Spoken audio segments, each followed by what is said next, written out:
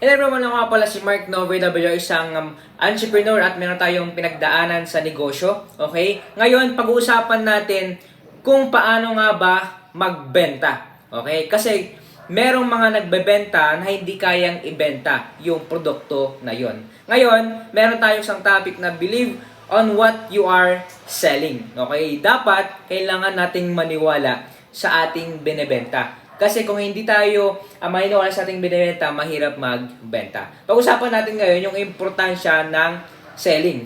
Okay? Napaka-importante ng selling kung ikaw ay magninegosyo. Kasi ganito yan.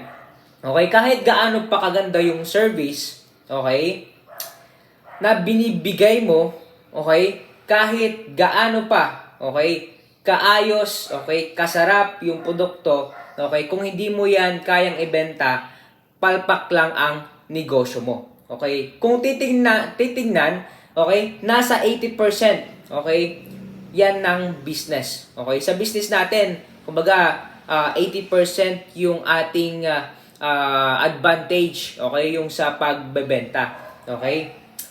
Kasi, ganito yan.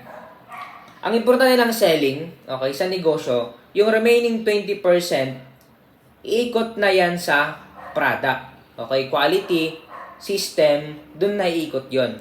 Kaya kung hindi mo kaya maibenta lahat ng yan, wala kang income, wala kang panggastos, at especially, wala kang kita. So, kailangan natin is sales. Benta, benta, benta. Kasi kung hindi tayo makapagbenta, okay, sabi ko nung una, walang kwenta. Okay? Yung ating service or yung ating product. Yes, kailangan nating pagandahin. Okay, yung kunyari, may food ka. Okay, food yung benta mo, tapos maganda yung sa labas. Okay? Tapos sobrang sarap. Ang problema, hindi mo kayang magbenta. Okay? So kailangan natin, ang sinabi ko sa inyo ay believe on what you are selling. Dahil ang pagbebenta ang 80%, okay? 20% na lang yung product, okay? Kung kailangan natin yung skill na yon, yung kumbaga sales talk, okay? Kung mag-sales talk tayo, nawa maniniwala tayo sa ating product, okay? Na masarap, maganda, okay? Quality yung service natin. Dahil susunod naman na dyan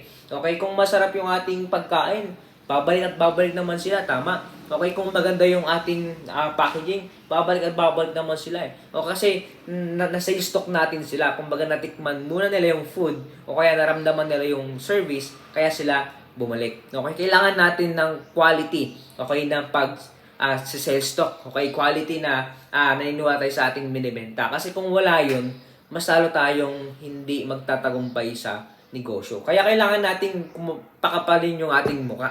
Okay, nasa negosyo tayo Kailangan nating gawin kahit na nahihiya tayo. Dahil ang pagninegosyo sobrang hirap. Pero ito ay worth it kapag tayo ay nagtagumpay sa negosyo. Kaya kailangan natin maniwala, okay, sa ating binebenta. Kasi kung naniwala tayo sa ating binebenta, okay, madali na lang nating maibenta yung ating products at ma-execute yung mga susunod. Okay, kasi darating naman yan kung masarapan sila.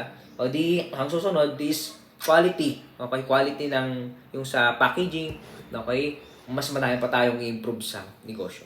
Okay, so kung meron ka pang mga question, okay, mag-comment ka lang at don't forget to like, share, subscribe sa ating YouTube channel dahil ang pag-uusapan natin ngayon or ang ating pag-uusapan sa susunod nating mga vlog ay yung mga experience na aking